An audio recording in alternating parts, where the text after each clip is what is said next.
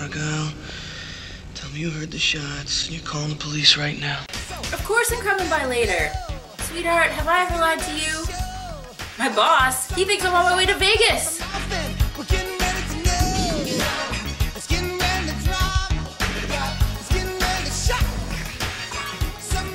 Hi guys, I'm here shooting a video for you today. I wanted to get caught up on a whole bunch of stuff. Leading up to the holidays, it's going to be so busy. I feel like I looked at the calendar and I was shocked that it's already into December, you know, so far in, like a whole weekend. I kept thinking, oh, it's around December 1st, 2nd.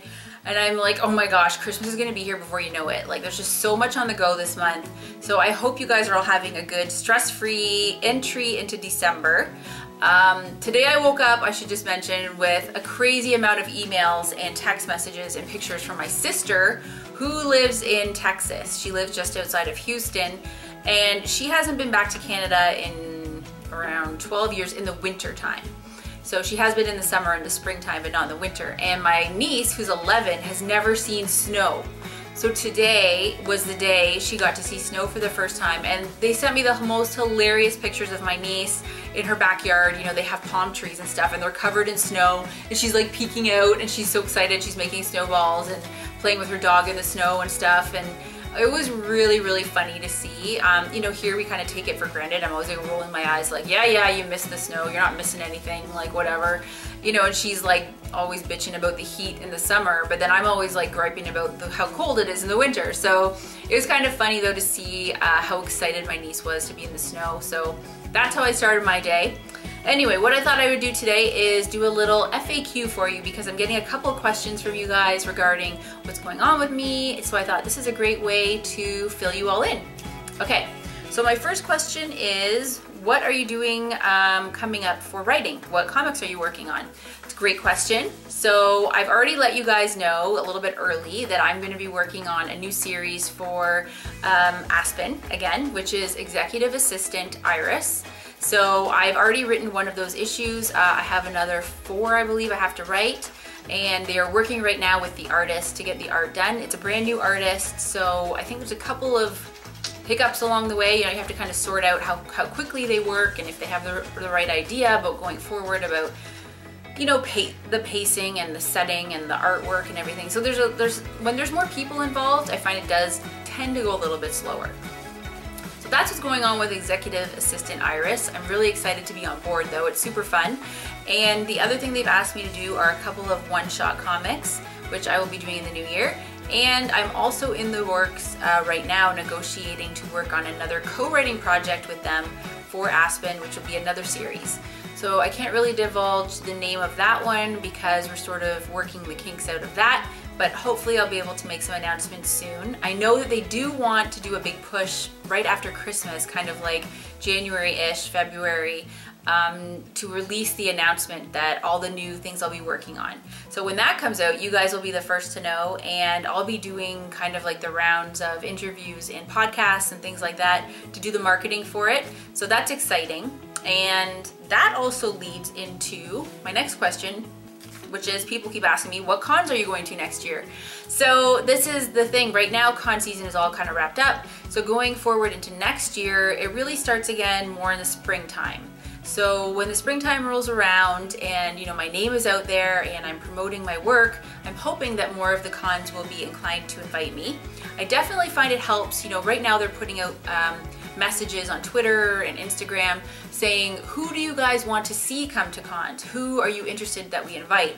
So if there's a con you want me to go to, it really helps me if you guys could just tweet to them and say, can you add Blake to your list of attendees? Or I'd love to meet Blake at this con, because sometimes they don't even know who I am or what I'm doing, you know, and I can't write to each individual con and say, can you invite me? Can you invite me? Can you invite me? Even though I would kind of do that because I'm pretty annoying that way. But, you know, if I get invited to go to one, then I'll definitely attend. And I think it'll be so great to meet you guys. I know so many of you have fun at the cons, and I've seen your pictures and stuff, and it looks like an amazing time. And I have a fun time going to cons. I love, love, love it. The one part I was a little stressed about was doing the panels, but I feel like I'm getting better at those, and it's not as stressful or overbearing a thought anymore for me to attend and do panels. But anyway, so yeah, if there's one you want me to go to, just tweet at them. Oh yeah, and so that brings me back to, I will probably be going again to San Diego in July. I also did, in August, I do Fan Expo, which I'll probably do again. That's in Toronto. And then I also do Granite Con last year, and I think they said they might be wanting me to come back again, and that is in Manchester, New Hampshire. So that one is in September, I believe, so I'll probably do that again if they invite me. So anyway, those are the three I'm kind of thinking about, but you know, other ones could pop up, and we'll just have to see what happens. Leave it to the comic book gods to see who and where I get invited. So yes. Okay, and the next question I got was, what kind of books are you reading, or what kind of courses do you take to hone your skill in writing? So this is a really good opportunity for me to talk about what I've been doing lately, which I'm really excited about, is the masterclass. So I had mentioned last year that I did masterclass with James Patterson, which I found was really very, such an organic experience, because I loved listening to him talk about his craft. And it's one of those things where you can't really get that when you're reading a book. And I just love the idea of getting to listen to these professionals, and most of them are, you know, very well known, talk about something that they are so passionate about, and they love to do. And I find no matter what the style of the delivery, I always take away something from these courses. And no, you know, some of them are not the same type of writing that I do, or it's not the same genre, and that's fine. I do find that because they're, you know, either, most of them that are on masterclass anyway are very successful. So I always learn something either from what they found was a great way to go about writing, their tricks and tips they have, or sometimes it's even, you know, the things that they fell flat on their face and they're like, I wish I hadn't have done this, or this didn't work out. And I even take away stuff from that. And I always find myself going, oh yeah, you know, I recognize myself in what he just said, or I could definitely learn from that. So I think that there's just such a great learning opportunity there, and I really enjoyed the class I did last year. Now when I did that one, they actually at the end of the class had a opportunity for writers to submit writing, and there was like a national contest, and I ended up becoming a semi-finalist in that, which was really exciting and fun too. So I feel like I learned quite a bit from the class, and going forward they offered this new series called the Writers Workshop Series. And you had to have previously enrolled in one of the classes, and then you're able to go forward. And what it is, it's a special rate, but then you're able to take 5 of the classes that they offer. So I'm going ahead and doing that. So the 5 authors or writers that I'll be learning from are, I just wrote them down here so I can tell you. It's Aaron Sorkin, which I just started doing the other day, and I'm like getting probably a third of the way through. David Mamet, Judy Bloom, and Chandra Rhimes. So it's those 4 plus James Patterson, and it's like they call it their Writers Workshop Series. And I think it's so interesting because they're not all from the same genre, obviously. You know, they're very different, very wide spectrum there between screenplays or television or children's literature. You have, you know, trying to think of all the different types of writing they do. But like I said, they're all skilled in their craft, and they all approach writing in a different way. So I'm just super excited to take the course and hear from themselves what they value, how they approach their writing, because I think it's just can only help improve my writing. So anyway, I'm really excited to do that. I don't know, have you guys taken any courses on masterclass?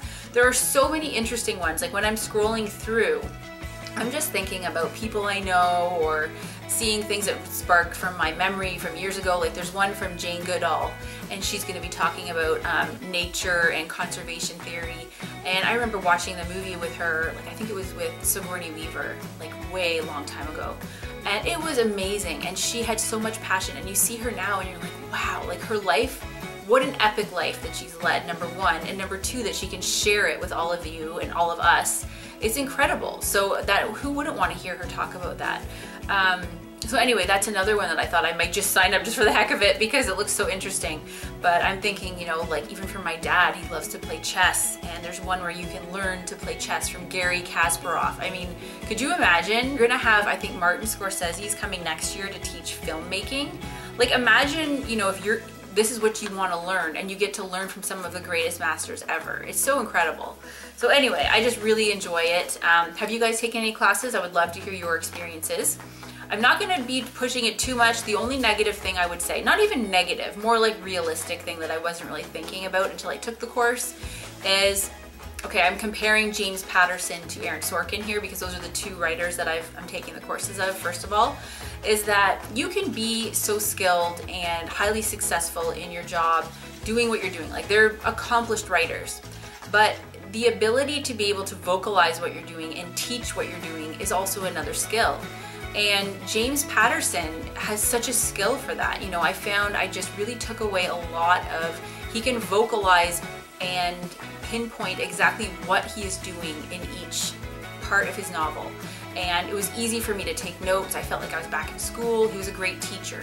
You could tell it was very effortless for him to talk about what he's doing and how he's learned what he's doing.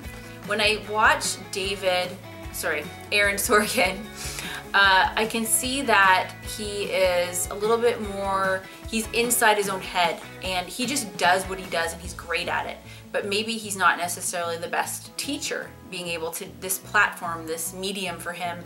You know, he says right up front, I am best able to articulate myself in the written word, you know, not vocally. This is difficult for me. I'm going to stumble over my words. So the fact that he kind of tells you that up front is really, it's nice to be, he gives you that trust right away, and he says, I trust you as a student to try to take away whatever you can from this. I'm sorry if I'm not the best teacher, but let's just go from here and see what we can teach each other. So it was kind of interesting that way. And you really start to see that it is, you know, people can be so skilled and crafted in what they're doing, and maybe just the art of being able to teach it to someone else is also something that not everybody has, or something you have to practice, I guess. So yeah, that was just really interesting to me because I started thinking a lot about, my mom used to be a teacher, and you know, I took school all the way through university, and I'm thinking about good teachers or professors I've had versus negative ones, and how you just kind of take what you wanted to pick and choose from each teacher. So yeah, anyway, that's what I've been doing. You guys are wondering where I'm getting all of my, you know, my writing skills and things like that from. So I just thought I would share that with you because I know some of you are writers as well. And, you know, I wanted to know, what are you guys doing? Are you taking any courses? Are you reading any books? I'd be interested to know. The other thing I want to talk about is, yes, I have decided to start watching Firefly. I've heard so many great things. I have actually seen the first episode way when it first came out. And I think at that point in my life, I didn't have the appreciation for science fiction that maybe I do now. So I was very quick, I had no patience. I was just like, no, I can't get into this. And I just kind of quickly turned it. But I really feel like after watching the entire Battlestar Galactica series, I developed so much more appreciation for the genre, and it really opened my eyes to a lot of things. It made me more interested to see more.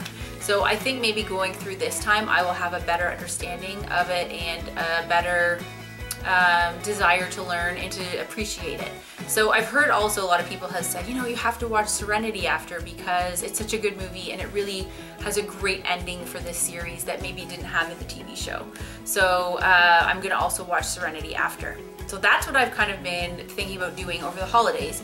And I also decided that I want to watch the entire Marvel Cinematic Universe, the MCU, starting at the beginning and following it through, watching all of the movies in order to the end. Because I feel like there's some that I've seen like 10 times and they're very clear in my mind, and other ones I can barely remember and I think I've seen once. So, and I think you know which one I'm talking about here. Should I see the Hulk with, you know, the one that had Edward Norton? Is that something you guys think I should revisit? Yes or no? So that's the one I'm thinking of when I say that I feel like I've seen it probably in the theater, and that was maybe the last time I've seen it. So you know, probably just to make sure I can wrap my head around everything going on in the MCU, I should probably watch it again. I'm kind of thinking of a plan where I can watch a couple of them throughout, you know, the months leading up to Infinity Wars, and then I'll be very clear in my mind, everything that's going on, and I want to make sure I get the most out, my optimal enjoyment out of the movies going forward, because I don't want to miss anything. The other movie which I watch religiously every year in the holiday season is Die Hard. Oh my gosh, I love Die Hard. I'm a huge Die Hard nut.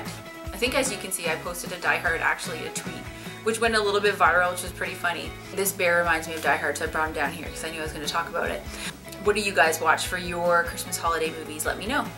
Anyway, that's all that I have going on to talk to you about today. I want to do a little roundup and just say hello, let you guys get caught up, and make sure that you know I'm thinking about you. I know the holidays are busy and stressful, so a lot of you have been writing to me saying, you know what, you're so positive and it's so awesome to get your messages. They really help me and lift me up, and that makes me feel great. Take your mind off of all the crazy bullshit with all the holidays and all the family dramas. Because you know what, I have it too, believe me, I have it too.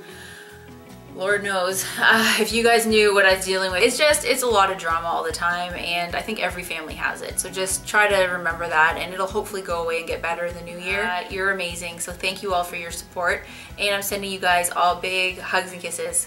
Okay, bye.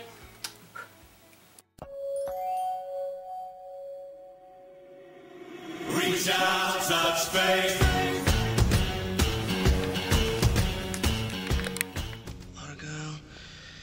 You heard the shots, and you're calling the police right now. Of course I'm still coming by later. Sweetheart, have I ever lied to you? My boss thinks I'm on my way to Vegas.